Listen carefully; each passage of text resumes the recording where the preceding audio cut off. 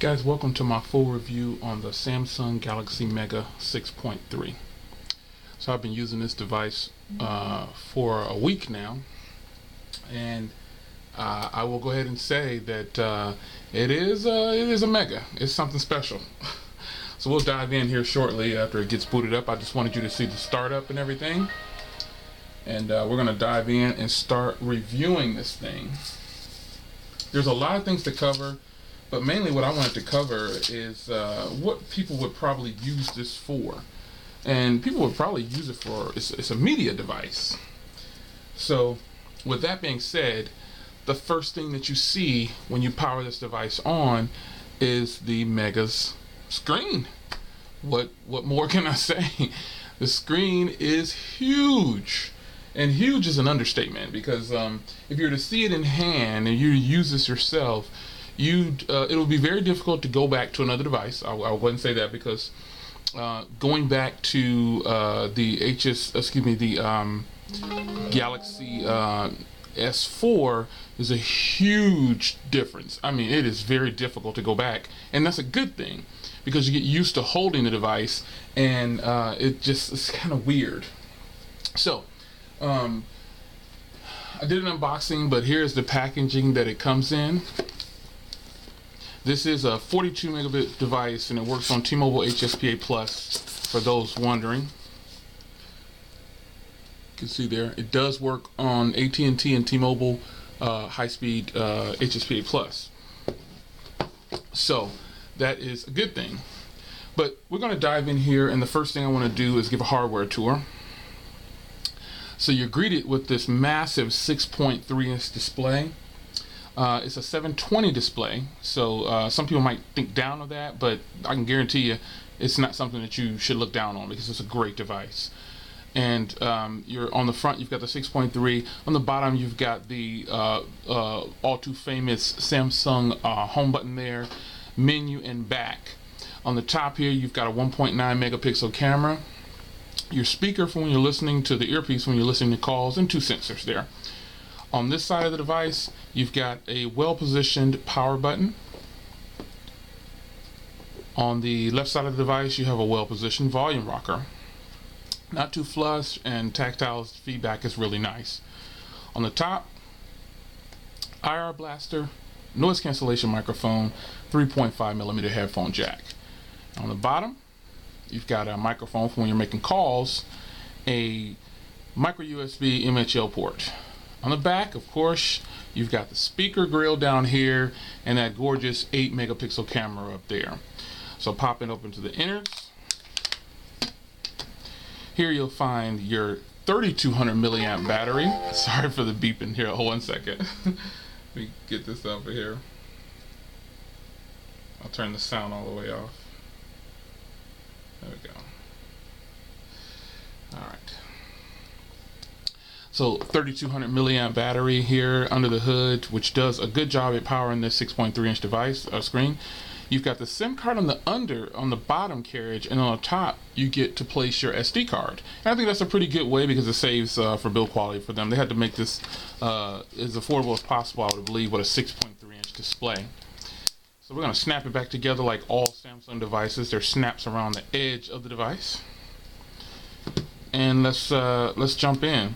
So the first thing you see, obviously, is the screen when you power on a device. With that, it's a good thing that this is a 6.3 inch device. This is in no way hard to handle. I know plenty of females in the office that actually have a Galaxy Note 2, and they just love it. You know, they want something bigger, you know. So me personally handling this device, using it as my daily driver, it's like I said before, it's kind of hard to go back to a smaller device once you've used such a large device. And that's a good thing, because the keyboard is nice and spacious. Let me open up the keyboard here.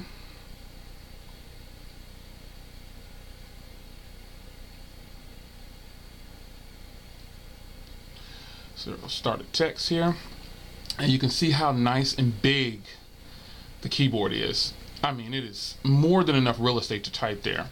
And when you rotate it in landscape, if I can turn on landscape, rotate it in landscape, look at how big this keyboard gets. It just does it. It really takes advantage of this huge screen. Unbelievable. So enough about that. Let's talk about the camera next. Now, I went over the camera in an exclusive video in a different one that I uploaded, but let's just dive right into it here again, since this is my full review. You have almost all the options like the Samsung Galaxy camera and the Samsung Galaxy S4. Just a few of them are missing, but other than that, I think you're still going to be happy with the way this phone or slash phablet non-S Pen having device works. So I'm going to take a picture of the box here, and this I'll go ahead and put it all the way up to 13 megapixels. I keep it down low because I want to save on photo size. Excuse me, not 13, 8 megapixels. I'm sorry. It comes default at 6.3 for the widescreen, like that. But let's put it to 8, and you can see it's really high quality.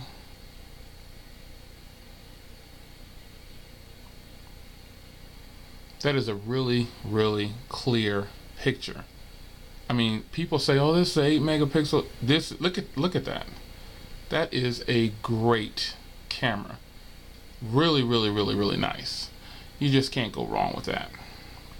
The interface, again, it does have a front-facing camera, and the front-facing camera is pretty nice. Let's switch it on here. You can see there how sharp it is. It's a very nice camera. Overall, though, I think you'll be plenty happy with this camera. You can record, you can take a video and take pictures. It's you don't have to switch between the two. It's very responsive, very nice. I think you'll enjoy this camera. It does take an SD card, so you'll be plenty happy with that. So it's a 8 megapixel, 8 gig device, which is, some people, they consider that a downfall. But it's just one of those things that Samsung's making a decision to, as far as storage, 8 gigs in the device. I'm sorry if I got it straight there. But 8 gigs, and that's a problem for some people because you only get about less than 5 available. But you can still put an SD card in there to store pictures and things like that. With this device being just 8 millimeters, wow, it is definitely one that you can handle very easily. The radios in here, like I stated at the beginning, they do work with, to my surprise, there's 2 models. There's one that's i9200, which is for India. The i9205, I guess it came out of France, I'm not sure, but it is a 42 megabit device.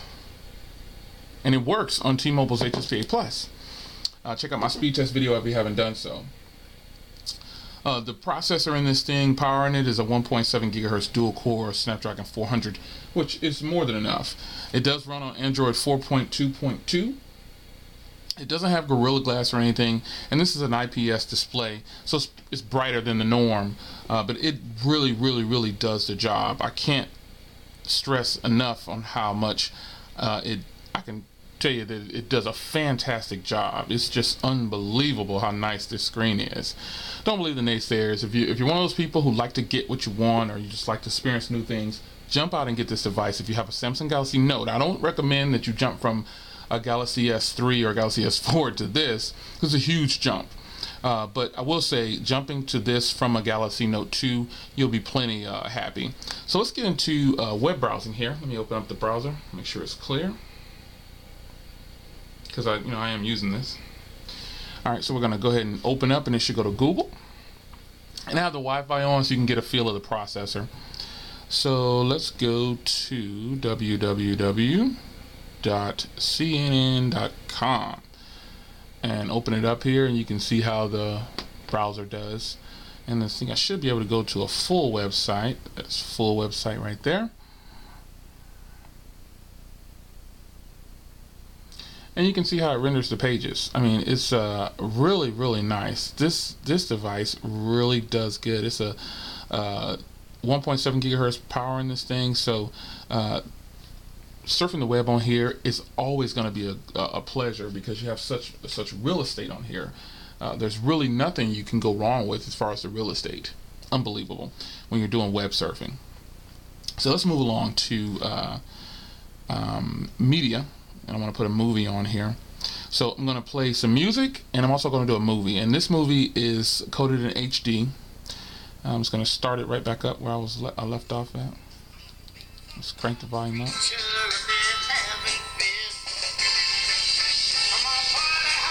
This is a good movie, by the way. If you haven't seen it, go see it.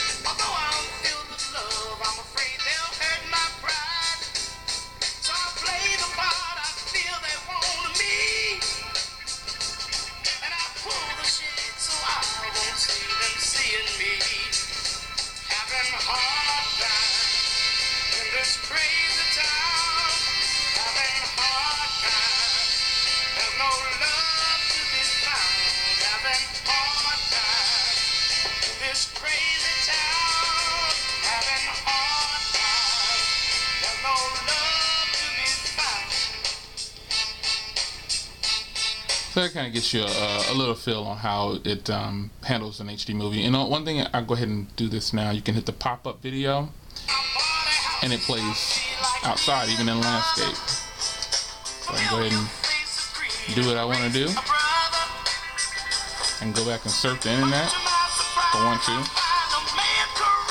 It can handle the processing power here. It's really good. So that is a video for you to see. Now, as far as the music goes, let's jump into a song here. I don't want to put anything too provocative on, so let's go with some Carl Thomas.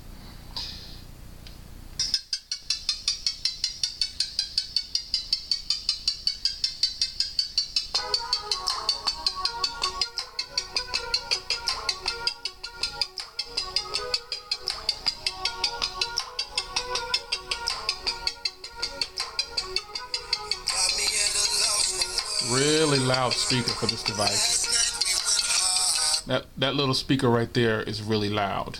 By default, when you flip it over, this is in the settings, it pauses the device. I think that's really cool of the song. So if you're listening to it and you say honey or whatever, you just, there you go, and it pauses. But that's the music, and I think you'll be really excited about the music player on here. It's just a standard music player. Let's go back into it so you can actually see it. I think I'll leave it this way. Oops, sorry about that. So you can see all the options you have up on the top here. You've got your folders,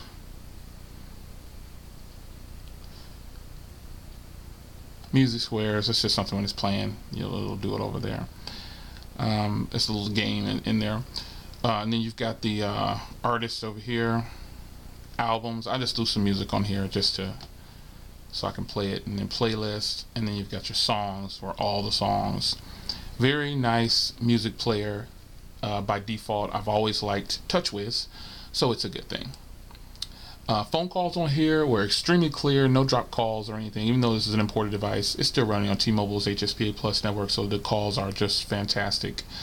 Day-to-day use of this thing is just a joy to use. It's very, very nice.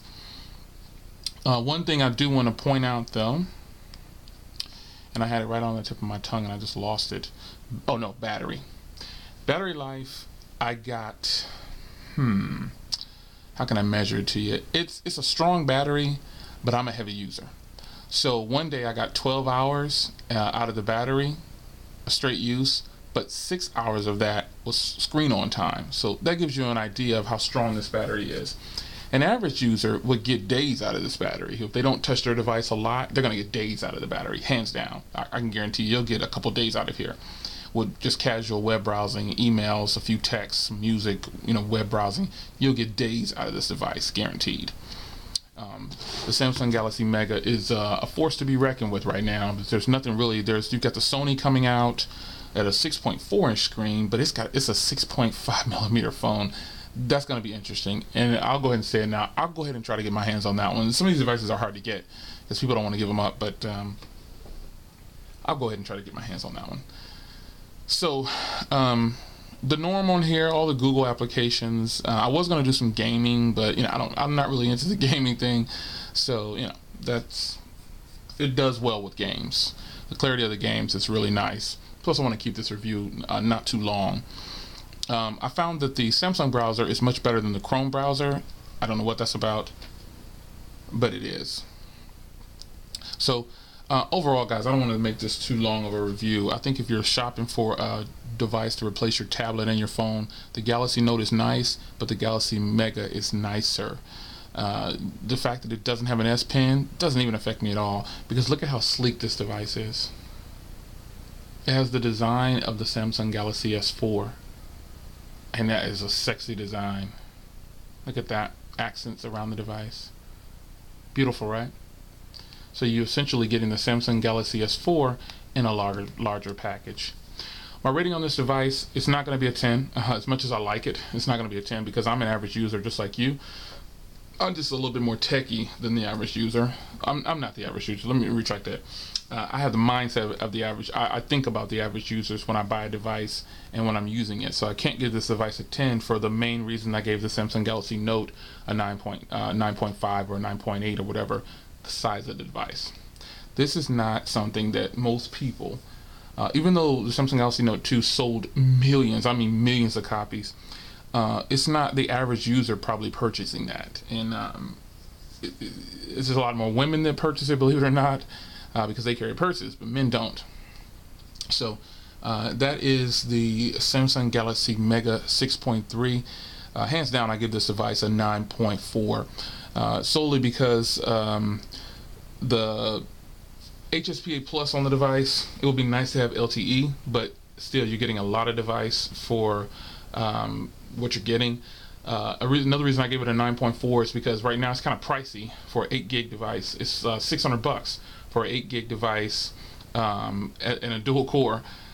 So those things don't mean a lot to the average user, but most people don't want to pay $600 for an 8 gig device. And you're only getting 4 gigs or 5 gigs on the device, and they give you an SD card of 4 gigs, but that's cool. But a 9.4 for me on this device, it's going to go into my stash because I have something else coming that I want to do. Someone asked me in the comments, and shout out to her, you know who you are if you're watching this, one of my subscribers, I can't think of her name right now. She asked me what I did with all the devices that I had after I'm done with them, and I told her I put them in my stash, or I rotate my SIM card. That's the joys about being a GSM carrier, because you can just rotate your SIM card and you can pretty much get what you want. You're not stuck down to the CDMA network where you have to, and I know you can change your devices with CDMA, but you have to either go into the store, you have to log into your account to do so, and that could be a hassle because you have to reprogram the PRL. It can be a real hassle. So what I do with the devices, I box them up and I put them away. I did sell my Galaxy Note 2 because I'm probably going to pick up a Galaxy Note 3, but I don't know if I'll keep it or not, because this is more than enough device. So the Galaxy Note 2 is gone, but I love the Galaxy Note 2, but ultimately what it came down to is I didn't want 2 phablets or 3 phablets. So and I'll end up having 3 if I keep the Galaxy Note and the Galaxy Note, the Galaxy Note 3 and the Galaxy Note 2. The Galaxy Note 3, I'll go ahead and give you some information on that real quick. I'm pretty sure you've seen it all over the internet now. It's a 5.99 inch screen, 13 megapixel enhanced display. It's supposed to have some good features. I won't say what they are, but the body already leaked out. That's a prototype, but I think they're going back to the older style. The unibody design is not a go with Samsung, from what I understand from the people that I spoke to. But there it is coming, and I try to keep up with all the latest devices, but again, I'm paying for these, so it's kind of tough, so I need your support, man. I need you to share my videos with your friends, share it all over the internet, like it. Believe it or not, that does help keep my channel going. But I'm rolling up on 20 minutes, which I don't like to do. So again, this is the Samsung Galaxy Mega 6.3, guys. Fantastic device. If you're looking for a phablet, go get it. All right. You know who it is. I need to start calling myself the Technology Titan, because that's what my blog is, but I just don't feel comfortable saying that yet. It's your boy Jay Will. I'll holla.